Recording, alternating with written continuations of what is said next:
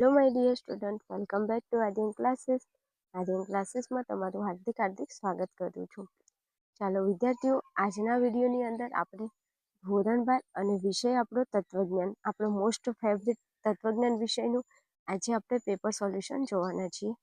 અને આ પેપર પ્રથમ વાર્ષિક પરીક્ષા 2025 અને પાટણ જિલ્લા શાળા પરીક્ષા સમિતિ એટલે પાટણ જિલ્લાનું આ પેપર છે. તારીખ તમે અહીંયા જોઈ શકો છો 9/10/2025 અને વાર ગુરુવાર, એટલે કે આ પેપર 9 તારીખના રોજ લેવાઈ ગયું છે. કાલનું આ પેપર છે.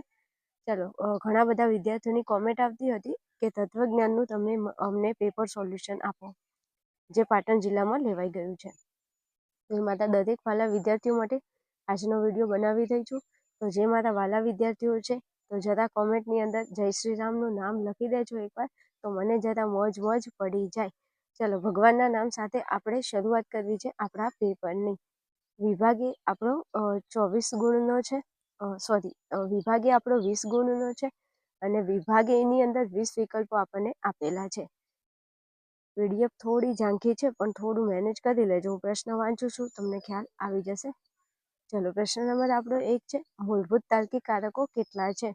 હવે આવા પ્રશ્નો પૂછાય ને એટલે આપણને હસવું આવે. એમ કેમ કે આવા પ્રશ્નો ન આવડે યાર તત્વજ્ઞાનમાં? આ બધું જે છે એ પાયાનો વિષય છે. પાયાના જે આપણું કહેવાય કે આપણું તત્વજ્ઞાનનું જે પ્રથમ ચેપ્ટર છે, એમાં મૂળભૂત તાર્કિકો જો આપણને ન ખબર હોય તો હું એવું માનું છું કે તત્વજ્ઞાનનો તમને તળે નથી આવડતો એમ. તો મૂળભૂત તાર્કિક કારકો કેટલા છે? 5 છે. કયા છે? નિષેધ, સમુચય, વિકલ્પન, શરતી અને વિશર્તી છે, જેના ઉપર આપણું તત્વજ્ઞાન ટકેલું છે. ચલો, પ્રશ્ન નંબર 2 છે, નીચેનામાંથી એકમુખી કારક ઓળખાવો. તો હવે એકમુખી કારકો મુખ્ય કેટલા છે? 5 છે. એમાંથી એકમુખી કારક એકમાત્ર છે, જેનું નામ છે નિષેધ. નિષેધ એ એકમુખી છે, એને એક મોઢું છે, અને બાકીના 4 છે ને દ્વિમુખી છે, અને 2 મોઢા છે. એવું નહીં મારા વાલાઓ, એકમુખીનો મતલબ એક મોઢું છે એવું નહીં, એ એક જ વિધાનને લાગુ પડે છે. અને દ્વિમુખી એટલે એ 2 વિધાનોને લાગુ પડે છે, એટલે એને દ્વિમુખી કહેવાય છે. એવું નહીં કે એને 2 મોઢા છે. આવું કહેતા નહીં કોઈને, હું તો મજાક કરું છું. ચલો, પ્રશ્ન નંબર 3 છે, તત્વજ્ઞાન અઘરો વિષય છે, આ વિધાન કયા પ્રકારનું છે? ટ્વિસ્ટ કર્યું છે ભાઈ, જોઈ લો. અહીંયા મસ્ત પ્રશ્ન પૂછ્યો છે.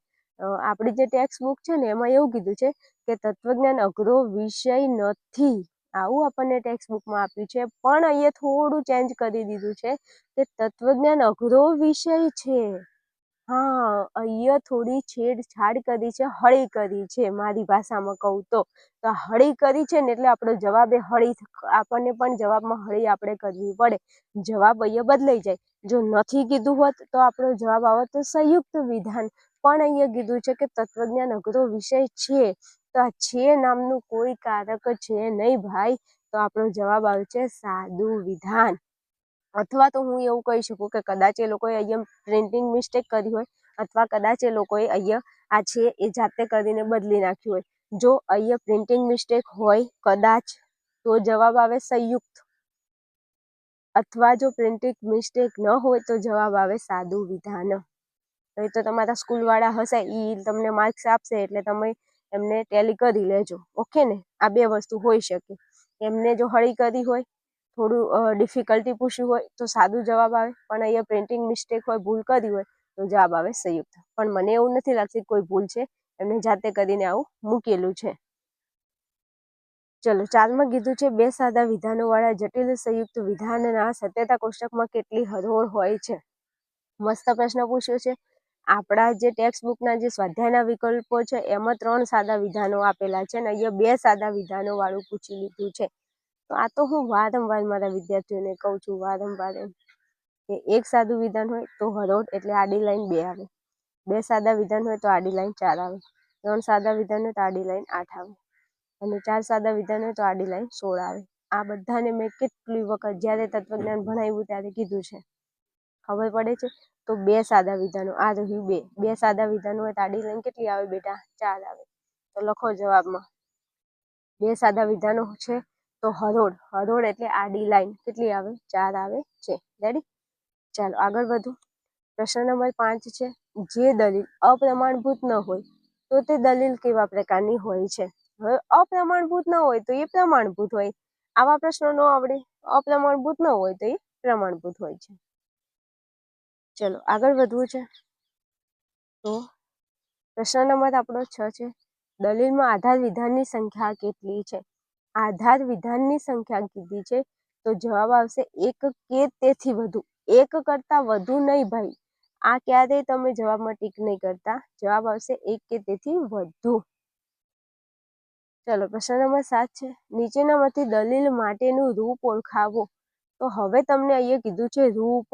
લગભગ મેં આગળ પેપર સોલ્યુશન કરાયું છે અથવા તો વિભાગ એના આઈએમપી ક્વેશ્ચન આપ્યા હતા ત્યારે આ પ્રશ્ન મેં મસ્ત સમજાવ્યો છે. ભાઈ તમને રૂપ કીધું છે અને રૂપની અંદર હંમેશા નાના અક્ષરો હોય એબીસીડીના. બીજું દલીલ કીધું છે તો દલીલના રૂપની અંદર 3 ટપકા આવે. તો હવે તમે આ 4 ઓપ્શનમાંથી પહેલા શું કરો? નાના અક્ષરો શોધી કાઢો. તો જો અહીંયા પી ને ક્યુ, આ કેપિટલ છે, આ નહીં આવે. અહીંયા કેપિટલ છે, આ નહીં આવે. હવે વધ્યા 2 ઓપ્શન. બંનેમાં નાના અક્ષરો તો છે પણ જો અહીંયા 3 ટપકા નથી આપ્યા તો આ ઓપ્શન નહીં આવે. તો વધ્યો આપણો જવાબ સી, નિષેધ પી તેથી ક્યુ. આ આપણું દલીલનું રૂપ થાય છે. ખબર પડી મારા વાલાઓ, મારા કલેજાઓ? ભણવાની મજા આવતી ને તો એકવાર જરા કોમેન્ટની અંદર મને જણાવી દેજો ને તો મને મોજ પડી જાય. ઘટે તો જિંદગી ઘટે રે, તમારી કોમેન્ટ ન ઘટવી જોઈએ. જિંદગી શું કરવા ઘટવી જોઈએ હે ને? મોજ કરો તમારે ભણો ને. ચલો દલીલમાં ફલિત વિધાનની સંખ્યા કેટલી? હમણાં આવ્યું હતું કે દલીલમાં આધાર વિધાનની સંખ્યા કેટલી? આધાર વિધાનની સંખ્યા એક કે તેથી વધુ હોય પણ ફલિત વિધાનની સંખ્યા, તો ફલિત વિધાનની સંખ્યા મારા વાલાઓ, મારા કલેજાઓ એક જ હોય છે. ખબર પડી? તો ફલિત વિધાન કીધું છે, જવાબ આવશે 1. હાલો આગળ વધુ. તો પ્રશ્ન નંબર 9. એમટીને લગતા નિયમના રૂપમાં કયા તાર્કિક કારકનો ઉપયોગ થાય છે? તો પી શરતી ક્યુ, આ પી તેથી આ ક્યુ. બોલો કયું કારક આવ્યું? શરતી આવ્યું. શરતી મારી સામે જો તો ના, મને શરમ લાગે છે. તો અહીંયા જવાબ આવશે શરતી. શરતી કારકનો ઉપયોગ થાય છે. ચલો 10માં કીધું છે પૂર્વાંગના સ્વીકાર પરથી ઉત્તરાંગના સ્વીકારને લગતા નિયમને સંક્ષેપમાં શું કહે છે? પૂર્વાંગનો સ્વીકાર ને પછી ઉત્તરાંગનો સ્વીકાર. તો હાલ મેં તમને એમપીનું રૂપ લખીને બતાવ્યું. એમાં પૂર્વાંગનો સ્વીકાર ને ઉત્તરાંગનો સ્વીકાર કર્યો છે. તો અહીંયા આપણો જવાબ આવે છે એમપી. હાલો આગળ વધુ. 11માં પી વિકલ્પન ક્યુ અને નિષેધ ક્યુ તેથી પી. આ રૂપ કયા નિયમનું છે? વિચારો. અનુમાન 8 નિયમોમાંથી એક ડીએસનો નિયમ એવો છે જે આ રૂપ ડીએસના નિયમનું છે. ચલો પછી 12માં કીધું છે વિધિવાચક વિધાનુમાનના રૂપોમાં સત્યતા કોષ્ટકની કેટલી હરોળ આવે છે? ભાઈ તો 16 હરોળ આવે છે. કેમ? કારણ કે એમાં 4 સાદા વિધાનો હોય છે. જો પી શરતી ક્યુ, આર શરતી એસ, એનું રૂપ તમે લખો ને, સીડીના નિયમનું રૂપ લખો, એમાં 4 સાદા વિધાનો છે, પી ક્યુ આર અને એસ. તો હમણાં મેં તમને સમજાવ્યું. 1 સાદું વિધાન, 2 આડી લાઈન, 2 સાદા વિધાન, 4 આડી લાઈન, 3 સાદા વિધાન, 8 આડી લાઈન, 4 સાદા વિધાન તો 16 આડી લાઈન આવશે. સમજ્યા? ચલો આગળ વધું છું. 13માં કીધું છે સર્વદેશી નિરુપાધિક વિધાનોમાં ઉદ્દેશ્ય પદ કયા પ્રકારનું હોય છે? તો ઉદ્દેશ્ય અવ્યાપ્ત હોય છે. ઉદ્દેશ્ય પદ તમે જે આપણું પેલું કોષ્ટક છે ને ચોથા ચેપ્ટરમાં વિધાનો વાળું, એકવાર ચેક કરી લેજો એટલે તમને આઈડિયા આવી જશે. રેડી? હાલો 14માં કીધું છે સંવિધાનમાં પ્રત્યેક પદનો ઉપયોગ કેટલી વાર થાય છે? તો સંવિધાનમાં પ્રત્યેક પદ ભાઈ 2 વખત આવે છે. કેમ 2 વખત? જો તમે સંવિધાન જુઓ ને તો એમાં સાધ્ય પદ 2 વખત આવે, મધ્ય પદ 2 વખત આવે, પક્ષ પદ 2 વખત આવે. તો ખબર પડી? પ્રત્યેક પદ કેટલી વખત આવે? 2 વખત આવે છે. હાલો આગળ વધવું છે. તો 15માં હા ના હો. વેદમાં સાધ્ય વિધાન કયું? તો પહેલું હોય એ સાધ્ય વિધાન, બીજું હોય એ પક્ષ વિધાન, ત્રીજું હોય એ ફલિત વિધાન. આપણને શું કીધું છે? સાધ્ય વિધાન. સાધ્ય વિધાન હંમેશા પહેલા હોય. તો પહેલા નંબરે આવીએ કોણ છે? હા. તો લખી દઉં જવાબ હા. હા હે પડી ખબર? ચલો 16માં સાધ્ય પદવાળા સંવિધાનના આધાર વિધાનને શું કહે છે? હવે સાધ્ય પદ છે તો સાધ્ય પદ વાળું વિધાન હોય એને સાધ્ય વિધાન કહેવાય. તો લખો જવાબ સાધ્ય વિધાન. ચલો આગળ વધુ. પ્રશ્ન નંબર 17 વ્યક્તિકરણની પ્રક્રિયામાં શું અનિવાર્ય હોય છે? તો વ્યક્તિકરણની પ્રક્રિયામાં બૌદ્ધિક સાહસ અનિવાર્ય હોય છે. જવાબમાં આવશે બૌદ્ધિક સાહસ. ચલો ત્યાંથી આગળ વધું છું. તો પ્રશ્ન નંબર આપણો 18 છે. મસ્ત પ્રશ્ન છે. 18માં કીધું છે વૈજ્ઞાનિક વ્યાપ્તિના તાત્વિક આધારો કયા છે? તો વૈજ્ઞાનિક વ્યાપ્તિના તાત્વિક આધારો એક આવશે કાર્યકારણનો નિયમ અને બીજો આવશે પ્રકૃતિની એકરૂપતાનો નિયમ. તો બંને આવે છે તો તમારે એ ઓપ્શનને ટીક કરો બી ને ટીક કરો એવું ન થાય. તમારે લખવું પડે અહીંયા ડી. એ અને બી બંને, એમાં કાર્યકારણ અને બીમાં પ્રકૃતિની એકરૂપતા. ચલો 19માં કીધું છે કેટલાક પરથી સર્વ પર જવાનું બૌદ્ધિક સાહસ શેમાં હોય છે? તો કેટલાક પરથી સર્વ પર જવાનું બૌદ્ધિક સાહસ વ્યાપ્તિકરણમાં હોય છે. જવાબ આવશે વ્યાપ્તિકરણ. ચલો 20માં કીધું છે અનિવાર્ય શરતોનો સમુચય એટલે શું? અને આ જે પ્રશ્ન છે ને 10 સ્ટાર મોસ્ટ ટાઈમ ઘણી વાર પૂછાય છે. તો તે આપણો જવાબ આવશે પર્યાપ્ત શરત. અનિવાર્ય શરતોનો સમુચય એટલે પર્યાપ્ત શરત. પર્યાપ્ત શરત. ચલો હવે ત્યાંથી આપણો સરસ મજાનો વિભાગ છે ને આ વિભાગમાં મને ખબર છે જેમને પેપર આપ્યું હશે ને તો વિભાગ બી લખતા લખતા આંખે પાણી આવી ગયું હશે. કારણ કે અમુક ક્વેશ્ચન જે પૂછેલા છે જેમાં વ્યાખ્યાઓ પૂછેલી છે ને કદાચ તમને તકલીફ પડી હોય કદાચ એમ. બાકી મારી જોડે ભણેલા વિદ્યાર્થીઓ હોય એમને વિભાગ બીમાં કોઈ તકલીફ નહીં પડી હોય. પણ અમુક એક બે વ્યાખ્યાઓ એવી છે જ્યાં કદાચ તમને થોડું ડિફિકલ્ટી લાગી હોય તો. ચાલો સોલ્વ કરીએ છીએ. ચાલો વિભાગ બી ઉપર આગળ વધીએ પહેલા મારા દરેક વાલા વિદ્યાર્થીને જણાવી દઉં કે વિદ્યાર્થીઓ તમે બોર્ડને લગતી સંપૂર્ણ તૈયારી કરવા માંગો છો અથવા તો બોર્ડમાં તમે તત્વજ્ઞાન વિષયમાં 90+95+ માર્ક લાવવા માંગો છો તો વિદ્યાર્થીઓ આર્યન ક્લાસીસ એપ્લિકેશન તમારા માટે બહુ બેસ્ટ ઓપ્શન છે. આ એપ્લિકેશનની અંદર હું જાતે પોતાની જાતે 4 વિષય ભણાવું છું. દરેક ગુજરાતના વિદ્યાર્થીઓ આપણા કોર્સમાં જોઈન થઈને ભણી રહ્યા છીએ. જો કદાચ તમે આ વાતથી અજાણ છો તો જણાવી દઉં તમને કે આર્યન ક્લાસીસ એપ્લિકેશનની લિંક નીચે ડિસ્ક્રિપ્શનમાં આપેલી છે. ત્યાં જઈ અને તમે આર્યન ક્લાસીસ એપ્લિકેશનને ડાઉનલોડ કરી લો અને 4 વિષય તમારા કોર્સના જે તત્વજ્ઞાન, મનોવિજ્ઞાન, સમાજશાસ્ત્ર અને ભૂગોળ આ 4 વિષય હું ભણાવું છું. એકદમ ડીપમાં અને વ્યવસ્થિત હસી મજાક સાથે ભણાવું છું મારા વિદ્યાર્થીઓને. તો તમારે જો તૈયારી કરવી છે બોર્ડને લગતી સંપૂર્ણ તૈયારી તમને કરાવી દઈશ. આના માટે તમારે બેચમાં જોઈન થવાનું છે. બેચમાં જોઈન થવા માટે 4 વિષયની ફીસ માત્ર નોર્મલ છે 1499 રૂપિયા. એમાં તમને 4 વિષય મળી જશે. તમને કદાચ 4 વિષય નથી ખરીદવા, તમારે એક એક વિષય ખરીદીને ભણવું છે તો પણ તમે ભણી શકો છો. એના માટે તમારે અહીંયા સ્ક્રીન ઉપર જે નંબર આપેલો છે એ નંબર ઉપર તમારે મને ફોન મેસેજ કરવાનો છે આ કોર્સને લગતી વધારે માહિતી મેળવવા માટે. ઓકે, ચલો શરૂઆત કરી છે આપણે આગળ વધીએ છીએ.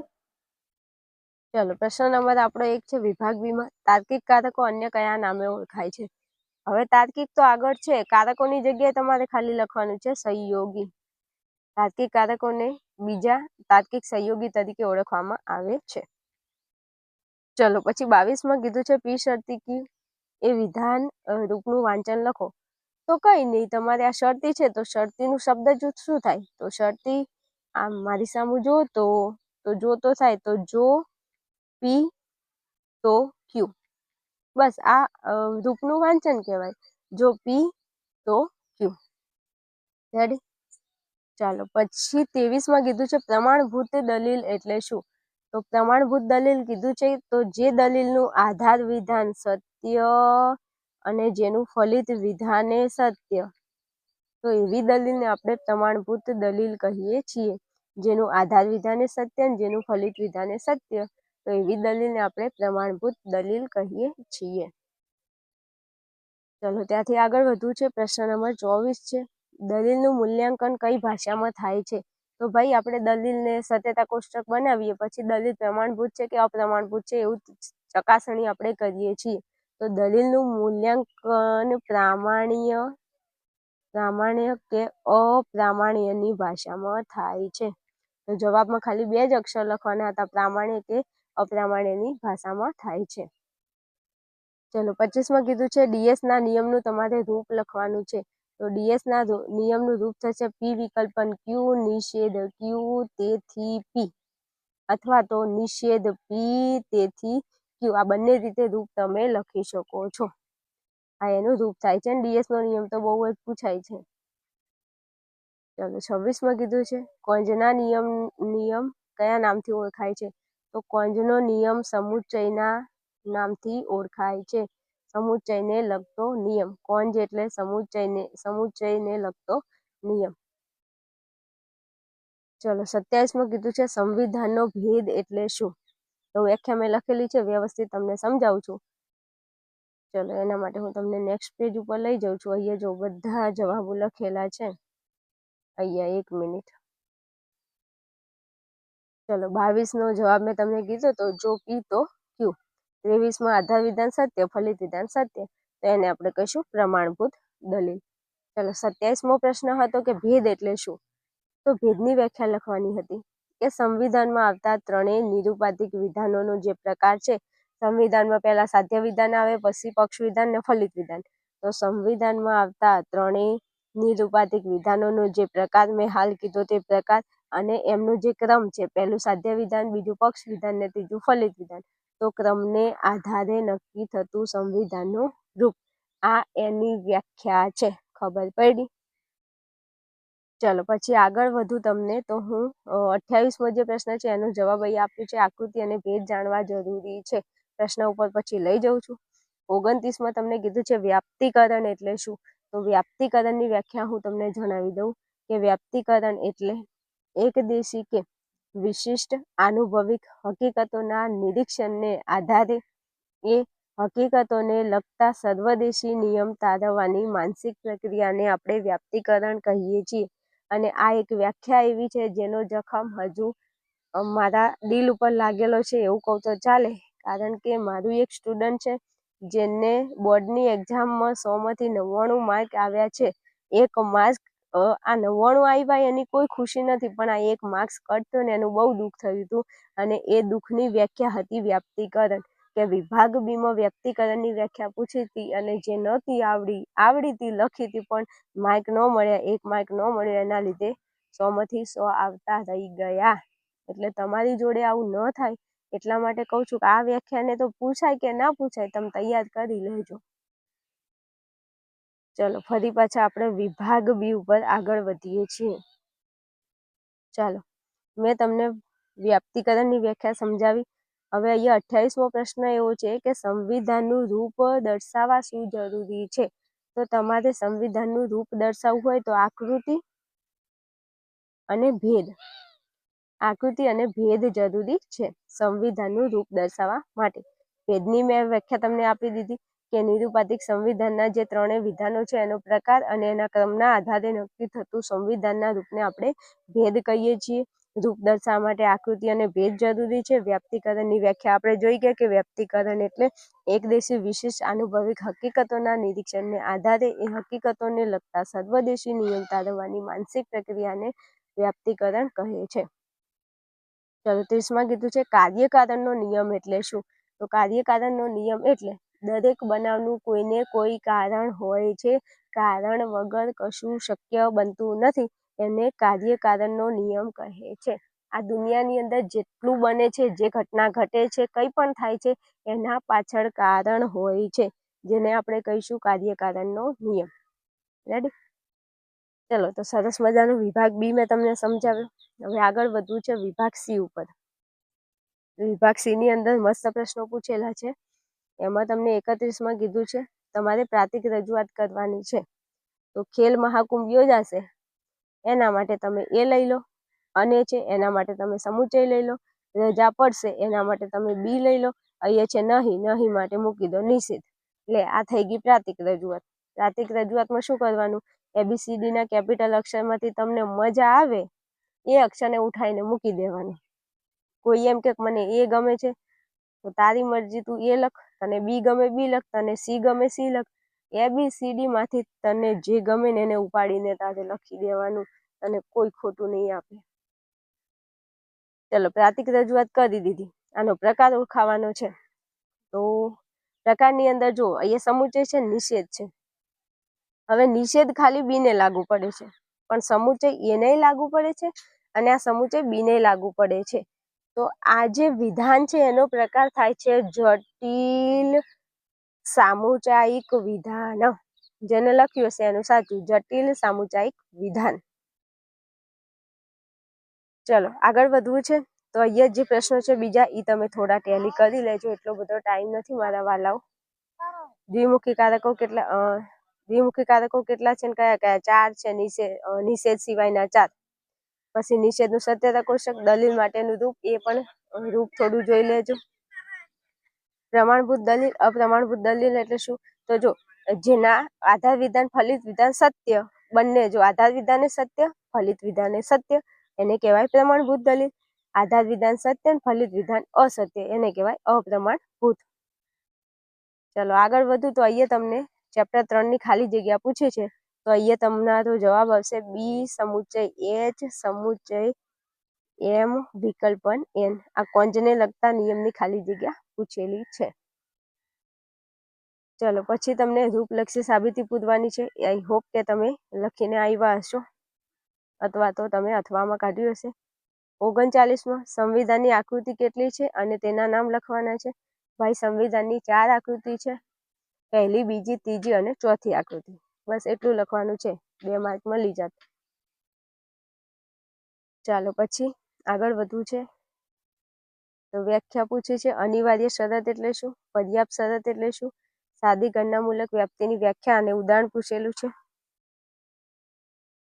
ચલો વિભાગ ડી ની અંદર જો આવ્યું, કેટલા સરસ મજાના પ્રશ્નો છે. વિધાનપરક અચળ, વિધાનપરક પરિવર્તી, સર્વોપરી કારક. જેટલા આઈએમપી ક્વેશ્ચન આપ્યા હતા એકવાર જઈને વિડીયો ખોલીને જોઈ લેજો, એક પ્રશ્ન બહારનો નહીં હોય. જેટલા પ્રશ્નો આઈએમપી આપ્યા હતા દરેકે દરેક પ્રશ્નમાંથી અહીંયા તમને તમારા આ પેપરમાં પ્રશ્નો જોવા તમને મળશે. એકવાર ચેક કરી લેજો. 100% વિશ્વાસ કરી અને ભણી શકો છો. આપણી ચેનલમાં બોર્ડને લગતી સંપૂર્ણ તૈયારી કરવામાં આવશે. ચેનલની અંદર નવા હોય તો ચેનલને સબસ્ક્રાઇબ કરી લેજો. ચલો અહીંયા આ પેપર છે, તમે પ્રશ્નો જરા જોઈ શકો છો.